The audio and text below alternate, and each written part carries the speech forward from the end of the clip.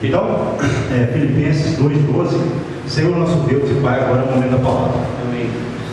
Te agradecemos, ó Pai, por tudo que o Senhor tem feito aqui, pelos testemunhos da amada evangelista, ó Pai, que ficaram muito no nosso coração. Em nome de Jesus, eu peço, ó Pai, que o Senhor possa continuar me usando para que a tua igreja seja alimentada com a palavra da mesma, Pai, que o Senhor ministrou o meu coração, que eu senti que está pregando essa mensagem com base na carta de Paulo aos Filipenses, capítulo 2. Em nome de Jesus, amém. Graças a Deus. Assim, pois, amados meus, como sempre obedecestes, não só na minha presença, porém, muito mais agora na minha ausência, desenvolvei a vossa salvação com temor e tremor, porque Deus é quem efetua em vós tanto querer como realizar, segundo a sua boa vontade. Fazei tudo sem murmurações nem contendas, para que vos torneis irrepreensíveis e sinceros, filhos de Deus, inculpáveis no meio de uma geração pervertida e corrompida, na qual resplandeceis como luzeiros do mundo, preservando a palavra da vida, para que no dia de Cristo eu me glorie de que não corri em vão, nem me esforcei inutilmente. Entretanto, mesmo que seja eu oferecido por libação sobre o sacrifício e serviço da vossa fé, alegro-me e com todos vós me congratulo. Assim, vós também, pela mesma razão, alegrai-vos e congratulai-vos comigo. Amém. Então, irmãos, o primeiro versículo, nesta primeira Santa Ceia do ano, primeiro domingo do ano de 2026, esse verso 12 da carta de Paulo aos Filipenses, capítulo 2, ele disse, assim, pois, amados meus, porque a irmandade é amada, Então, essa questão da gente chamar as pessoas na igreja, irmãos de amados, é uma questão bíblica, Tem que vigiar, porque Deus olha o coração, mas tem que ser, quando é de coração, diante do Senhor e da palavra, é algo bíblico, Como sempre obedecestes, quer dizer, a igreja dos Filipenses era uma igreja obediente, não só na minha presença, mas, porém, muito mais agora, na minha ausência. Vocês são obedientes, não é? Como sempre obedecestes, não só na minha presença, porém muito mais agora na minha ausência. Tem que haver o quê? Obediência não só na presença, mas também na ausência. E olha que tem gente que não obedece nem na presença. A gente tem que prestar atenção, E aí ele fala a parte final do verso 12: desenvolvei a vossa salvação com temor e tremor. Então essa expressão é muito forte. A gente tem que desenvolver a nossa salvação com temor e tremor, ou seja, um profundo respeito, reverência, Essa reverência na presença de Deus. E eu vou aqui falar algo. Tem pessoas que não têm tido temor e nem tremor. Esse profundo temor, essa profunda reverência, profundo respeito. E eu vou colocar aqui também, de uma forma secundária, a palavra medo. Eu vou colocar aqui a palavra medo aliada com respeito e reverência. Porque tem gente, não é que Paulo estava incentivando os filipenses, a igreja, a servir a Deus por medo, não é isso. É respeito, temor, reverência, mas querendo ou não, a pessoa tem que entender que se ela não desenvolver a salvação dela com temor e tremor, Deus vai castigá-la. A gente tem que entender isso. Vai corrigi-la. É mentira minha? Não. Porque se Deus deixar a pessoa de qualquer maneira, ela vai caminhar rumo à sua condenação. Por isso que o servir a Deus tem que ser com temor e tremor. Nós não podemos fazer a obra de Deus achando que se fizer de um jeito está bom, ou de outro, tanto faz. Não. Deus só recebe o serviço a Ele com temor. Na verdade, a obra de Deus resume-se no temor. Nós temos que ter temor de Deus no coração. Tem pessoa que não teme a Deus. Tem pessoa que tem medo de Deus, mas não tem. Então a gente tem que prestar atenção na palavra. Eu gosto muito dessa expressão. É uma das que eu mais falo nas pregações, sobre o desenvolvimento da salvação. A salvação ela tem que ser desenvolvida. Ela não pode ser uma salvação em que a pessoa, eu fui salvo em Cristo, mas a pessoa caminha de qualquer maneira, não prestando atenção no que está fazendo. Não pode ser assim.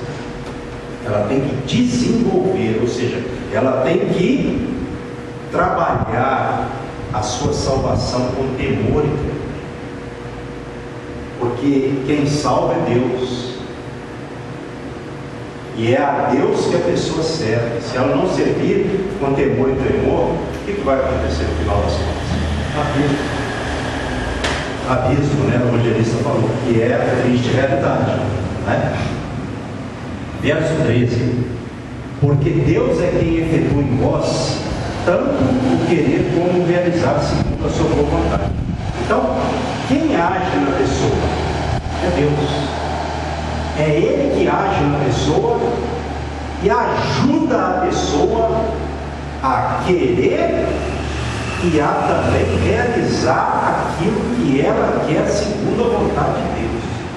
Então Deus age na pessoa, não pela pessoa. Por que Ele age na pessoa?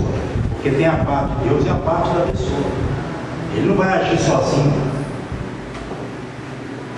Aí é a escolha, né? Exatamente, porque a pessoa está no mundo, ela tem que entender que Deus trabalha na mente dela, se ela deixar. Agora, se ela não quiser, como que Deus vai levá-la a essa obra? Não tem como, porque Deus age no homem, não pelo homem. Tudo bem, Deus age pelo homem no sentido de fazer algo por ele, mas não sozinho, isentando o homem de suas responsabilidades. Então, nesse sentido, ele não age pelo homem, ele age no homem. É em nós temos que entender isso, para que nós não levemos a vida com Deus de uma forma, como a gente fala, desleixada, né? Como muitas pessoas levam. Por isso que é importante nós observarmos a Bíblia Sagrada, os ensinamentos da Palavra de Deus, que são ensinamentos para a nossa vida. Então, Ele é quem efetua em nós tanto querer como realizar, segundo a sua boa vontade. Então, a vontade de Deus ela é o quê? Boa. E soberana. Exatamente, soberana, ela é boa, segundo a vontade dele. Mas tudo isso Ele faz no homem. Homem e mulher, gênero humano, né? Na pessoa. A pessoa tem que entender.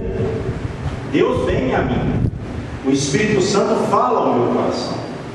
Ele me ajuda na minha dificuldade. Agora, quem tem que agir pela fé sou eu.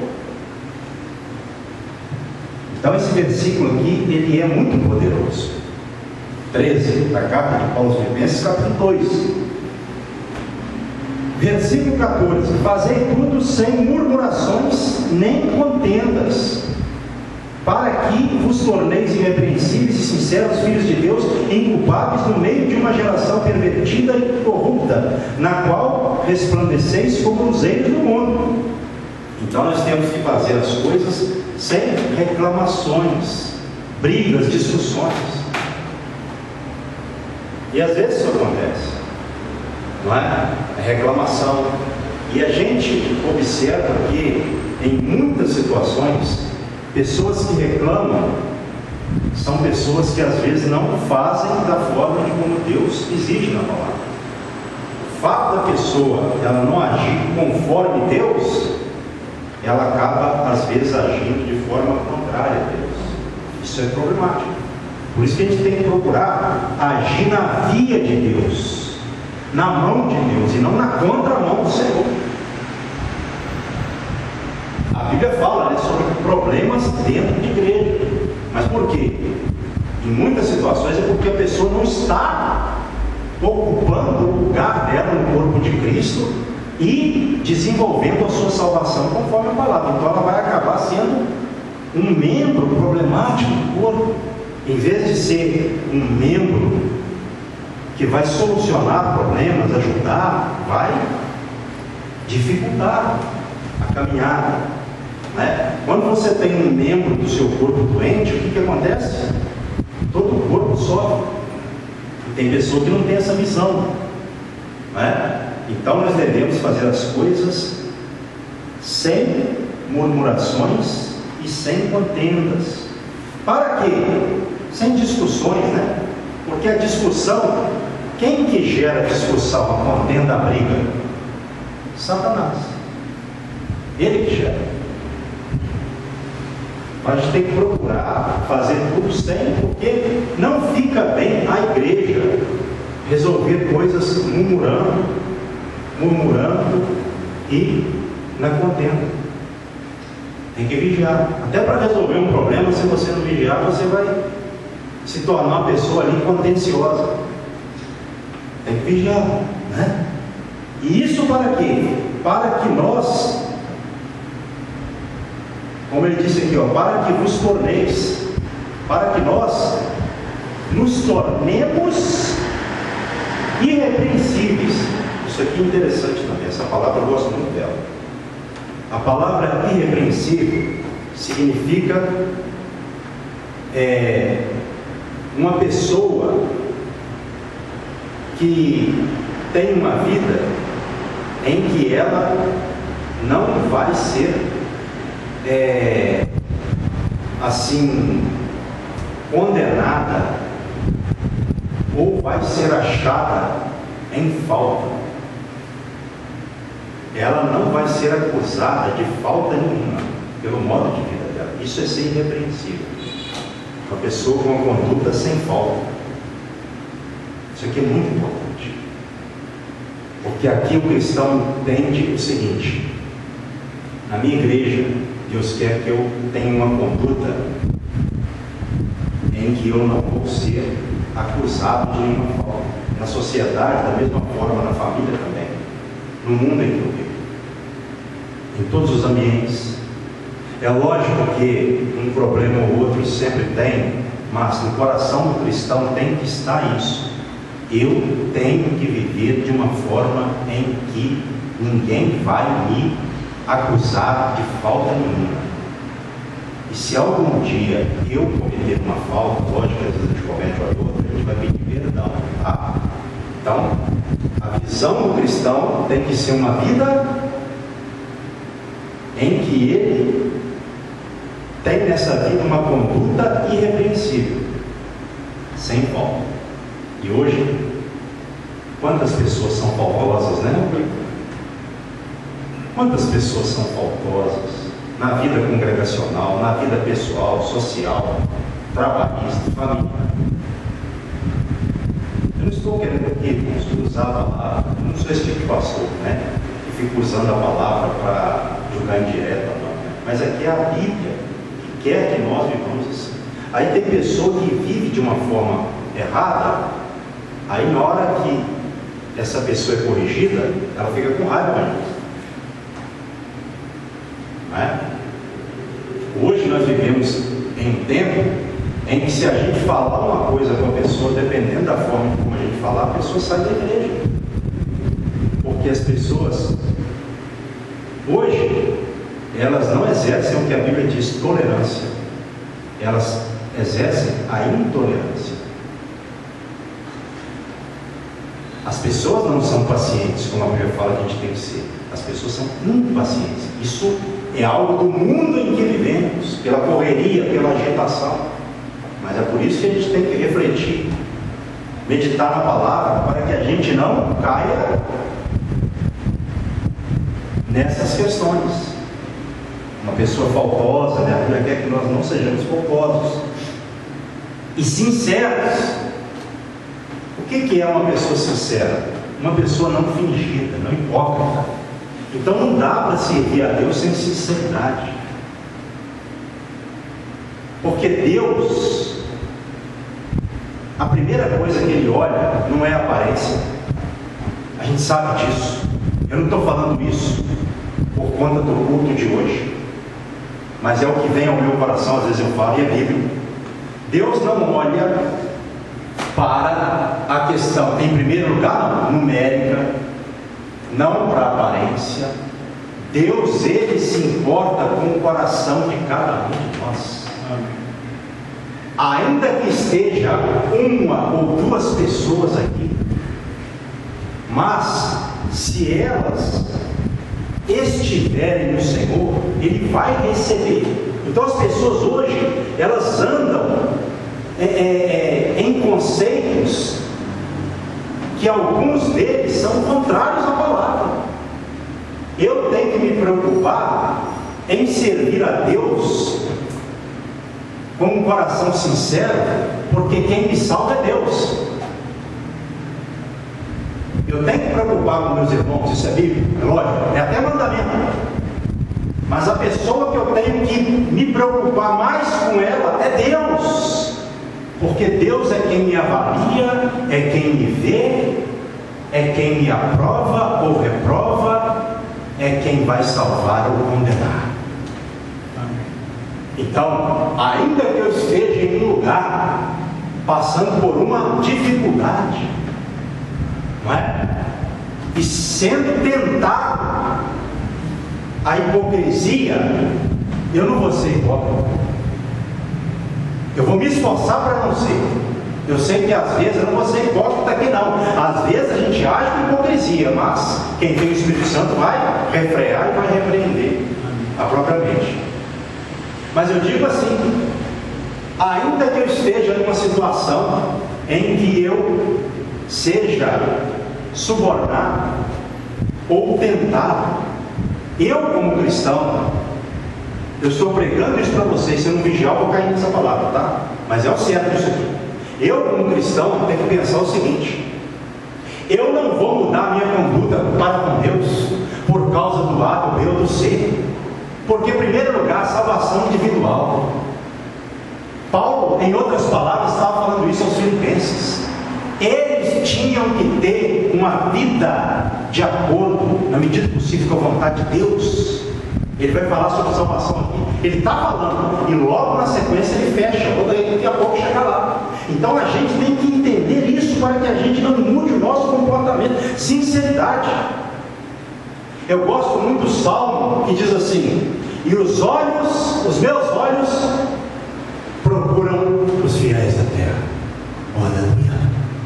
Deus não está olhando para a terra, para as igrejas com poucas pessoas ou muitas pessoas, igrejas bem ornamentadas, igrejas mal acabadas, na questão estética e estrutural. Não, Deus está procurando os fiéis da terra. Se você está aqui hoje, o seu coração está voltado para Deus, Deus está olhando o seu coração, Deus está vendo o seu coração, está recebendo o seu culto está chegando à presença de Deus, o céu vai receber o seu culto, porque você veio para cultuar a Deus com um coração sincero, não hipócrita, não fingido, não para ficar olhando para a direita ou para a esquerda, mas para estar meditando naquele que está lá no alto e está aqui também ao mesmo tempo para ser cultuado e adorado. Nós viemos aqui para prestar culto a Deus, nós não viemos aqui para prestar culto a homem, nós não viemos aqui para cantar para homem, nós não viemos aqui para testemunhar para o homem. A gente testemunha para as pessoas, mas quem recebe o louvor é Deus. Quando você está na igreja sentindo a presença de Deus, quando você glorifica, quando você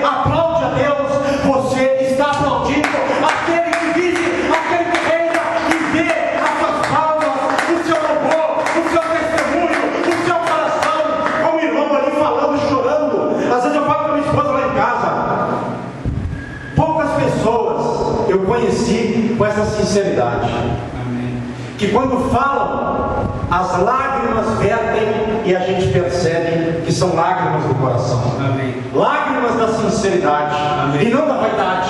E não da hipocrisia. Então é isso que Deus quer ver. Deus quer sinceridade. Essa palavra aqui, ó, sinceros, no verso 15, depois de irrepreensíveis, ela é uma palavra-chave para que nós sejamos irrepreensíveis e sinceros, filhos de Deus. Como que alguém vai ser filho de Deus, vai ser inculpável, se ele não agir com sinceridade? Então, irmãos, essa palavra é uma palavra que, infelizmente, no mundo atual, ela está escassa. Sinceridade. É lógico que não todos, mas grande parte, talvez a maior parte do mundo evangélico, essa maior parte não é uma maior parte sincera para com Deus. Certo? E isso é algo danoso que vai prejudicar, como já tem prejudicado muita obra de Deus, e principalmente essas pessoas. Porque nós temos que ser irrepreensíveis e sinceros, filhos de Deus inculpáveis. Não é? Sem culpa. No meio de uma geração pervertida e corrupta, né? Uma geração torta que anda fora da vontade de Deus. Então, no meio dessa geração de trevas, nós temos que resplandecer como luzeiros no mundo, como estrelas, como astros. Amém. Nós temos que brilhar, mas não brilhar para que as pessoas vejam o brilho humano, não. É o brilho que o cristão tem no coração, o brilho do Espírito Santo de Deus, que reflete, que faz com que as pessoas que estão em trevas vejam esse brilho em nós.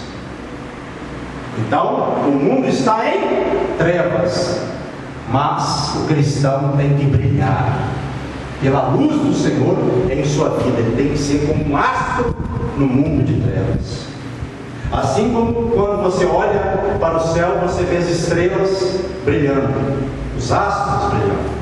Assim tem que ser você e eu, nós, no mundo de trevas, de pecado. E de que forma isso acontece? Quando você se depara com o mal, o irmão contou aqui no princípio, né? Eu não vou falar não, porque isso aqui é gravado, né? Não preciso de falar. Mas o irmão se deparou com uma situação em que alguém fez uma brincadeira muito desagradável e ele repreendeu, ou seja, então a luz brilhou. Amém. Naquele momento em que as trevas estavam atuando. E foi mesmo. E que Deus abençoe essa pessoa para que ela possa ter tomado isso para a vida dela. Amém. Em nome de Jesus. Então, o Senhor quer que nós resplandeçamos como luzeiros do mundo. Como luzeiros do mundo. Quando Jesus veio ao mundo, a Bíblia fala que ele era o quê? Do mundo? A luz do mundo. Como que um cristão vai ser o sal da terra e a luz do mundo se ele não andar segundo os ensinamentos bíblicos, né, desse trecho aqui e outros mais? Não tem como. Aí, em vez dele brilhar, ele vai se corromper, se perverter. As trevas, quando a pessoa age assim, acabam entrando para a vida da pessoa. E aí, a pessoa se perverte. Versículo 16: preservando a palavra da vida. Esse preservar aqui é tanto no sentido de você tê-la para você, quanto oferecê-la. Então, agir assim, preservando a palavra da vida, para que no dia de Cristo, Paulo dizendo, ó, eu me glorie de que não corri em vão, nem me esforcei inutilmente. Façam assim, para que no dia de Cristo, da segunda vinda dele, essa obra possa não ser em vão, inútil, porque infelizmente para muita gente vai ser em vão. E aqui a pessoa, não, pastor, aí Paulo não está falando de salvação, não. Ah, não? De que ele está falando? O contexto, desenvolver a vossa salvação, não é? Seres irrepreensíveis, sinceros. É salvação, é a nossa vida com o Senhor. Então, o dia de Cristo vai ser um terror para muita gente, de acordo com muitas passagens bíblicas, e esse versículo aqui também, 16. Paulo alertou, para que no dia de Cristo o trabalho não seja em vão, inútil. Eu vou ler de novo, preservando a palavra da vida, para que no dia de Cristo eu me glorie de que não corri em vão, nem me esforcei inutilmente.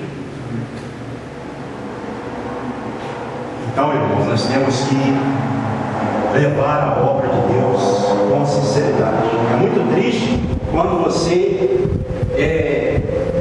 observa uma pessoa que partiu, evangelista, como nós conhecemos algumas pessoas que partiram, né? A gente conhece, né, muitos casos. A gente conheceu, né, pessoas que partiram, né? E a gente conhece muitos casos. E infelizmente, algumas pessoas partiram sem o Senhor. Acabou que a pessoa ficou um tempo na obra de Deus e isso foi inútil. Foi inútil, foi bom para essas pessoas. Para essas pessoas. Então, todo o tempo que Deus nos dá na obra de Deus é o que Ele está nos dando? Uma oportunidade para que nós realizemos a sua obra no temor dEle, de forma irrepreensível e sincera, na medida do possível. Porque às vezes a pessoa acha que vai ter um grande tempo de vida e às vezes ela vai partir amanhã, ou daqui a pouco. Isso pode acontecer com qualquer um de nós, verdade é essa. Então Paulo aponta aqui para o dia do Senhor. O dia do Senhor aqui é a segunda vinda de Cristo. Nós temos que estar preparados. E ninguém se prepara para o dia do Senhor ausente da obra. Se prepara, gente? Não. Tem pessoa que o prazer dela, a gente percebe, é não estar na obra. Né? E a pessoa lê a Bíblia, mas irmãos, é o que a Bíblia fala. A Bíblia tem muitas passagens, né, onde relata a salvação de alguns e não de outros, do povo de Deus. Isso desde o Antigo Testamento você vê. Pessoas que começaram, algumas até bem, mas terminaram mal. Então a pessoa tem que prestar atenção, para que não seja em vão, não é? Versículo 17. Entretanto, mesmo que seja eu oferecido por libação sobre o sacrifício e serviço da vossa fé, alegro-me e com todos vós me congratulo. Ou seja, Paulo aqui, evangelista, ele estava dizendo que mesmo que ele fosse oferecido, né,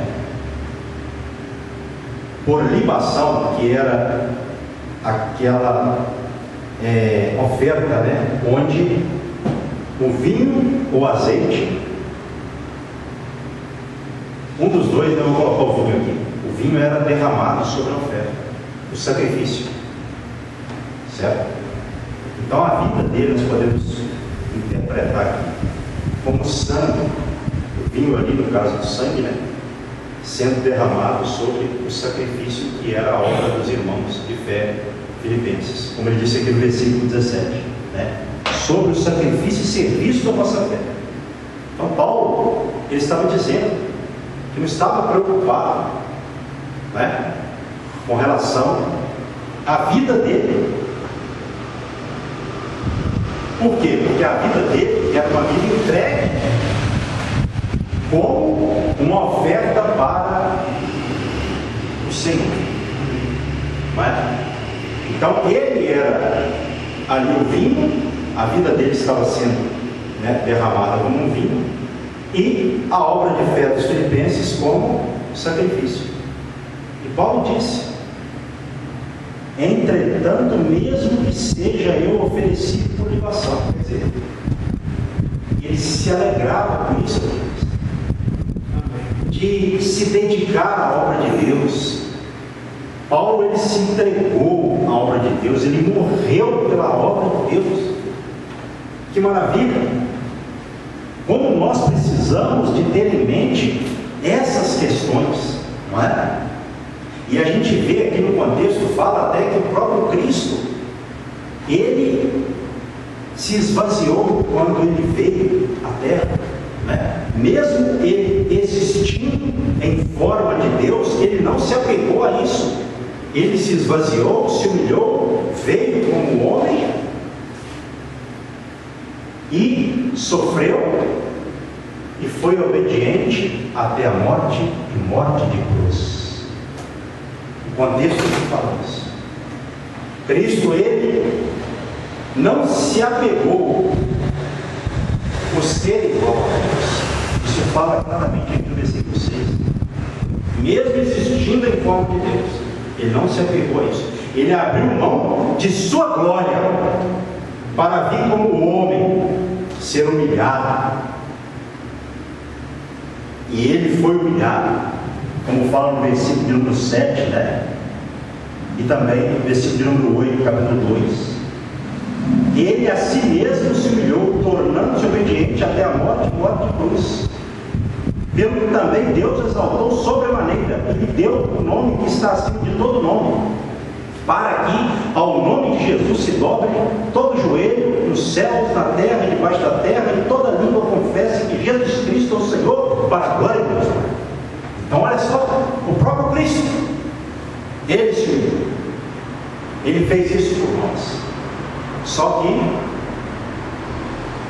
Deus o exaltou sobremaneira e lhe deu o nome que está acima de todo nome, para que ao nome de Jesus ocorra o quê? Todo joelho no mundo físico e espiritual se dobre e toda língua confesse. Amém. Querendo que Jesus Cristo é o Senhor, para a glória de Deus. Então o mundo, todos aqueles, até aqueles que não se curvaram, morreram e não se curvaram ao Senhor evangelista, um dia vão ter que se curvar. Seres humanos, físicos, espirituais, do mundo terreno e do mundo espiritual, vão ter que se curvar e dizer que Jesus Cristo é o Senhor. Amém. Hoje muitas pessoas têm o direito, ou as pessoas têm o direito de confessar ou não, mas vai chegar o dia, todos terão que se curvar e dizer que Ele é o Senhor. Amém. Isso é o que o Pai deu. Por quê? Porque Ele se humilhou. Então eu vejo que dessa forma, nós também, nessa primeira chamada nossa, que não é para a glória, é para levar a cruz e sofrer com Jesus, se nós também vivemos uma vida, na medida possível, semelhante a Cristo, nós também, com Ele, a Bíblia fala, seremos glorificados. Amém. É isso que tem para nós. Oh, André, que exaltação teve Jesus pelo Pai, não é? Que maravilha a gente encontra aqui o Filho que fez isso tudo por nós e o Pai sobremaneira o exaltou. Então eu fico imaginando aqueles seres evangelistas, aqueles seres imundos, contrários, que trabalham de forma contrária a Deus. Naquele dia, se bem que até hoje, né, quando você vai expulsar um demônio, você vê que às vezes a pessoa se curva, o demônio na vida da pessoa, no corpo da pessoa, se curva ali, se ajoelha. Isso já acontece. Mas naquele dia vai ser uma confissão em massa. Imagine bem, irmãos, todo joelho vai se dobrar. Homens que se vangloriaram, homens que se envaideceram, homens que pela vaidade humana não reconheceram Jesus Cristo como Senhor, vai chegar o dia em que todos terão que confessar Jesus Cristo. Imagino todos confessando: Jesus Cristo é o Senhor, para que Deus seja glorificado. Amém. Aleluia. Assim vós também, verso 8, pela mesma razão, alegrai-vos e congratulai-vos comigo. Então nós temos que ter o quê? Alegria. Alegria. Oh, aleluia. Glória a Deus. Às vezes acontece isso, né? Isso é um cigarro. Tem que tocar? Você consegue, evangelista? Evangelista pegou na mão. Evangelista. Por favor. Mostra aqui, por favor, esse cigarro que você pegou na mão. Eu acho que é maravilhoso. Mostra aqui. Eu quero gravar isso. Eita, agora, hein? Devia tomar o culto, mas saiu bem, gente, em nome de Jesus. Oh, glória! Amém? Deus do céu dele. Eita, glória!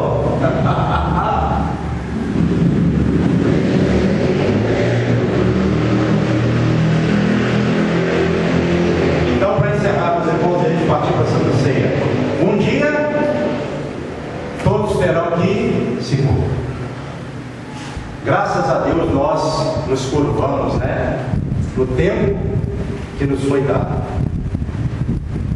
Eu fico imaginando aqueles demônios se curvando, seres se curvando, né? E dizendo que Jesus Cristo é o Senhor. Mas Paulo aqui fala que era para que os irmãos se alegrassem com Ele. Então nós temos que ter alegria para servir a Deus. Amém. Não é? Nós temos que ter alegria, porque o que Deus fez por nós, evangelistas, ninguém poderia fazer algo dessa natureza. Por isso que Ele fez, nos amou dessa forma. E por isso que um dia as pessoas terão que confessar Jesus Cristo, porque o que Ele fez é digno de que todos confessem a Ele. Amém. E os que não confessaram hoje, confessarão naquele dia. Amém. Mas nós, graças a Deus, no dia que foi oportuno, que o Senhor nos deu a oportunidade, que foi feito o apelo, nós levantamos a nossa mão e nós dissemos. E nós naquele dia falamos: eu confesso Jesus Cristo como meu Senhor e Salvador. Eu aceito Jesus Cristo como meu Senhor e Salvador. Pai, com minha mente, com meu coração, eu creio para a justiça, e com a minha boca eu confesso Jesus Cristo como meu Senhor e Salvador. Senhor, escreve o meu nome no livro da vida. Então naquele dia nós não vamos estar do lado daqueles que vão confessar a marca, nós estaremos numa outra situação. Amém. Né? Nós estaremos numa situação diferente, porque nós aceitamos o Senhor. E aceitar Jesus é o quê? Aceitar essa salvação. Então por isso que Paulo falou, observem bem, ele falou sobre a vida dele sendo oferecida, né, ali como libação, e os irmãos, ele disse: alegrai-vos comigo. Irmãos, a pessoa pode estar passando qualquer situação. Às vezes ela entristece, fica até nervosa. Quem não fica? Fica ou não fica? Tem dia que fica irado. Mas aí quando a gente lembra do que Jesus Cristo fez na cruz, das orientações do apóstolo Paulo e dos apóstolos, a gente fala assim: Senhor, me perdoa, porque o que eu estou passando não é nada perto do que Jesus passou por mim. Senhor, em nome de Jesus Cristo, eu te agradeço por estar passando por essa situação, porque uma situação muito pior passou Jesus por mim e não recuou. Pai, receba o meu pedido de perdão, porque o Senhor é digno, amém, de receber o meu pedido de perdão. Perdoa. Então, nós temos que ter o quê? Para servir a Deus? Alegria. Não é tristeza. Paulo, ele caminhava, à medida que o tempo passava, ele caminhava para a sua morte, ele sabia disso. E mesmo assim, em meio a esse cenário, Paulo proferiu muitas palavras de alegria. Sabe por quê? A alegria de Paulo era a alegria da salvação. Amém. Que está no coração de todo cristão. Amém? Evangelista, por favor. Deixa eu só lavar minha mão. Amém. A senhora tem medo desse bichinho? A senhora tem medo desse bichinho?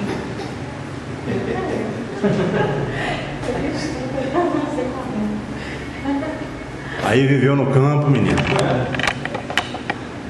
Vou te contar aqui que eu já fiz, você não vai acreditar. Tá na clínica, rapaz. O pessoal comentou que tinha uma cobra lá no pátio. E quando eu vi assim, tinha um buraco, parece que ela estava procurando um gatinho. Eu vi uma linha dela lá. E vi que realmente era uma cobra. Aí tinha um pé de amora, eu fui cortei um gancho, puxei o rabinho dela e estou puxando, a cobra está quase 1 metro. Fui na cabecinha dela, fui lá, peguei, ela enrolou no braço e eu fui lá mostrar para o gerente. Disse, ó, tem cobra? Está vivo, está aqui, ó. E aí eu fui levá-la. Levei na distância longe e soltei lá no. Faz a oração para consagrar, mas eu não tenho medo disso, bicho. Pai querido e Pai amado, estamos aqui na tua presença, Senhor. Pai, nós necessitamos da unção aqui, transformando esse pão e esse suco. O pão transformando na tua carne, Senhor. E esse suco transformando no teu sangue. Porque nós necessitamos de ceiar contigo, nos fortalecer espiritualmente com a tua unção. Derrama aqui agora a tua bênção, a tua unção, transformando esse pão e esse suco no teu sangue precioso e no teu corpo precioso, para que nos alimente espiritualmente em nome de Jesus. É isso, meus irmãos. É o pão assim, não é que ele vai se transformar literalmente, mas espiritualmente no Evangelho. Amém. Então, quando você come esse pão, como foi consagrado, conforme ele orou aqui, você está comendo do Senhor. Amém. A gente crê nisso. Amém. Amém?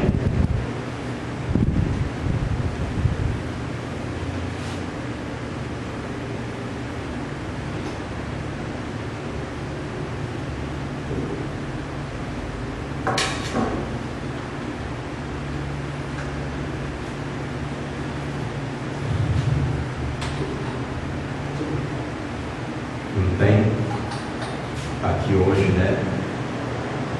É diferente, né? A gente precisa de falar, a pessoa ali aceitou Jesus, ou não,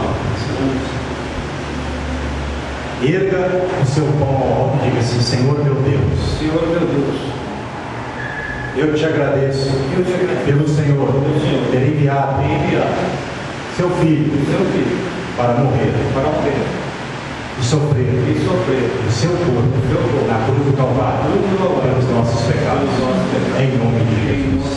Quem orou com fé, coma do pão que simboliza o corpo de Cristo em nome de Jesus.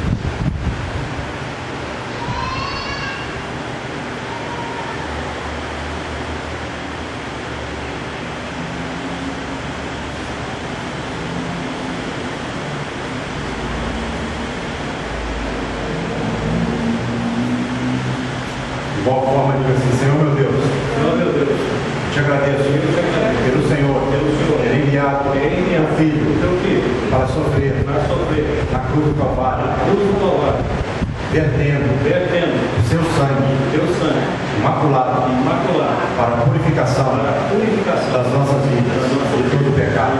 Senhor, por meio deste cálice divino, simboliza o sangue de Cristo, eu renovo a minha aliança com o Senhor, com cada irmão da amada igreja.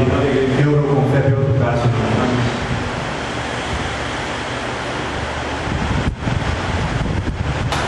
Faça assim com as mãos de forma de rocha. Senhor, a todos presentes e ausentes, eu abençoo com teu amor, com a graça do Filho, com a suave doce consolação de Divino Espírito Santo. Dê a todos nós um final de domingo consolado, encorajado, animado, para que nós terminemos a semana assim e comecemos a semana prática amanhã no ânimo e na consolação divina do Espírito Santo. Em nome de Jesus, amém.